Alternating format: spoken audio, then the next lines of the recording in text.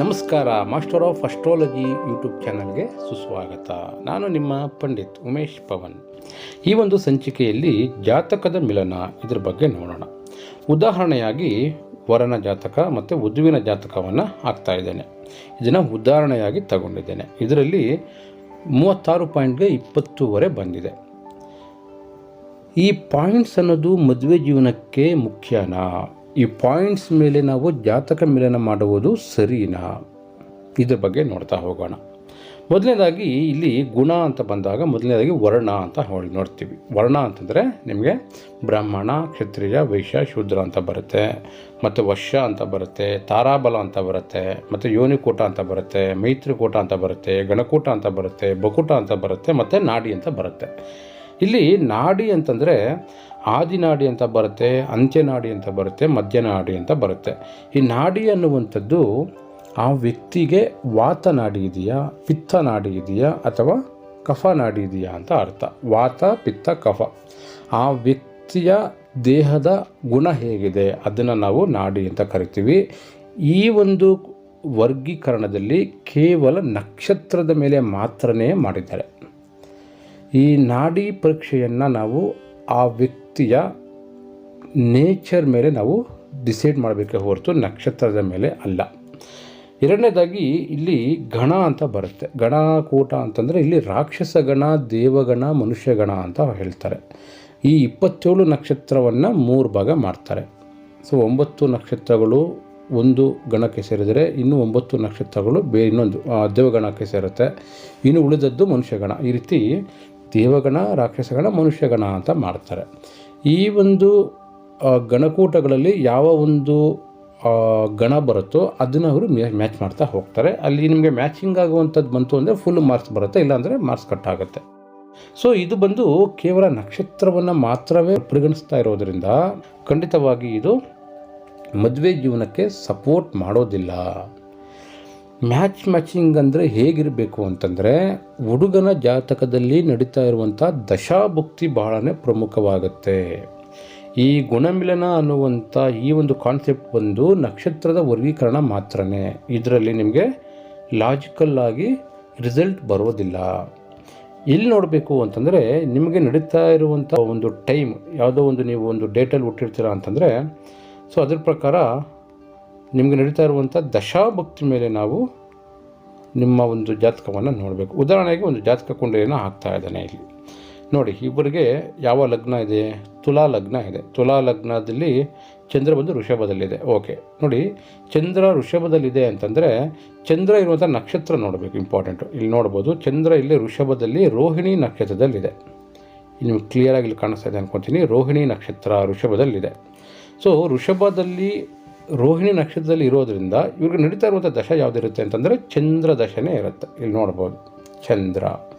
ಏನಕ್ಕೆ ಚಂದ್ರ ದಶ ಬಂತು ಇಲ್ಲಿ ಅಂತಂದರೆ ಈ ವ್ಯಕ್ತಿ ಜನಿಸಿದ್ದಂತಹ ನಕ್ಷತ್ರ ಬಂದು ರೋಹಿಣಿ ನಕ್ಷತ್ರ.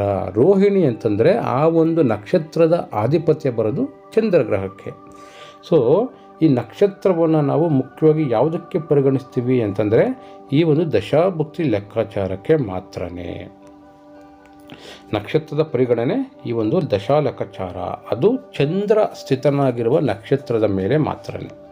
ಸೊ ಈ ದಶಾಭುಕ್ತಿ ಲೆಕ್ಕಾಚಾರದಲ್ಲಿ ಯಾವ ಒಂದು ದಶ ನಡೀತಾ ಇದೆ, ಇವರ ಮದುವೆ ಜೀವನಕ್ಕೆ ಅನುಕೂಲವಾಗಿರುವಂತಹ ಒಂದು ಸಂಯೋಗ ಆ ಒಂದು ದಶದಲ್ಲಿ ನಡೀತಿದೆಯಾ ಅಂತ ನೋಡಬೇಕು. ಮೊದಲನೇದಾಗಿ ಅವರ ಮದುವೆ ಜೀವನ ಚೆನ್ನಾಗಿದೆಯೋ ಇಲ್ವೋ ಅಂತ ನೋಡಬೇಕು ಅಂತಂದರೆ ಅವರ ಒಂದು ನಡೀತಾ ಇರುವಂಥ ದಶಾ ಮೇಲೆ ನಾವು ನಿರ್ಧಾರ ಮಾಡಬೇಕು. ಈಗ ಚಂದ್ರ ದಶ ನಡೀತಾ ಇದೆ ಅಂದ್ಕೊಳ್ಳಿ. ಎಕ್ಸಾಂಪಲ್, ಚಂದ್ರ ಎಲ್ಲಿದೆ ಲಗ್ನದಿಂದ 1, 2, 3, 4, 5, 6, 7, 8ರಲ್ಲಿದೆ. 8 ಅಂತ ಬಂದಾಗ ಸಾಮಾನ್ಯವಾಗಿ ಸ್ವಲ್ಪ ಅಬ್ಸ್ಟಕಲ್ಸನ್ನು ಕ್ರಿಯೇಟ್ ಮಾಡುವಂಥ ಮನೆ 8ನೇ ಮನೆ. ಸೊ 8ನೇ ಮನೆಯಲ್ಲಿದೆ. ಜೊತೆಗೆ ಚಂದ್ರ ಇಲ್ಲಿ ಯಾವ ನಕ್ಷತ್ರದಲ್ಲಿ ಕೂತಿದ್ದಾನೆ ಅಂತ ನಿಮ್ಗೆ ಆಲ್ರೆಡಿ ಹೇಳಿದೆ. ಅದು ರೋಹಿಣಿ ನಕ್ಷತ್ರದಲ್ಲೇ ಕೂತಿದ್ದಾನೆ, ಅಂದರೆ ಸ್ವಂತ ನಕ್ಷತ್ರದಲ್ಲೇ ಕೂತಿರೋದ್ರಿಂದ 8ನೇ ಮನೆ ಪ್ರಬಲವಾಗಿ ಬಂತು. ಜೊತೆಗೆ ಚಂದ್ರ ಇಲ್ಲಿ 10ನೇ ಮನೆಗೆ ಆಧಿಪತ್ಯವನ್ನು ಹೊಂದಿರೋದ್ರಿಂದ 8ನೇ ಮನೆ ಮತ್ತು 10ನೇ ಮನೆ ಸಂಯೋಗವಾಯಿತು. ಯಾವಾಗ 8ನೇ ಮನೆ 10ನೇ ಮನೆ ಸಂಯೋಗ ಬರುತ್ತೋ ಇದು ವೈವಾಹಿಕ ಜೀವನದಲ್ಲಿ ಅಡೆತಡೆಗಳನ್ನು ಕ್ರಿಯೇಟ್ ಮಾಡುತ್ತೆ. ಸೊ ಇವ್ರಿಗೆ ನಡೀತಾ ಇರುವಂಥ ಒಂದು ಟೈಮ್ ಏನಿದೆ, ಈ ದಶಾ ಏನಿದೆ, ದಶಾ ಮೇಲೆ ನಾವು ಆ ಗ್ರಹದ ಒಂದು ಸಂಬಂಧವನ್ನು ಟ್ಯಾಲಿ ಮಾಡಿ ಅದರ ಮೇಲೆ ಅವರ ವಿವಾಹ ಜೀವನ ಹೇಗಿರುತ್ತೆ ಅನ್ನೋದನ್ನು ನಾವು ಲೆಕ್ಕಾಚಾರ ಮಾಡ್ತೀವಿ.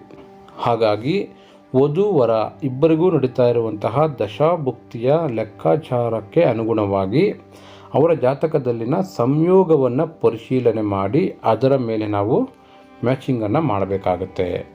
ಕೇವಲ ಜಾತಕ ಮಿಲನ 36 ಪಾಯಿಂಟ್ಸ್ ಬಂದುಬಿಟ್ಟಿದೆ, ಮದುವೆ ಮಾಡ್ಬೋದು ಅನ್ನುವ ಲೆಕ್ಕಾಚಾರ ದಯವಿಟ್ಟು ತಲೆಯಲ್ಲಿ ಇಟ್ಕೊಳ್ಬೇಡಿ. 36 ಪಾಯಿಂಟ್ಸ್ ಅನ್ನೋದು ಇಂಪಾರ್ಟೆಂಟ್ ಆಗಲ್ಲ.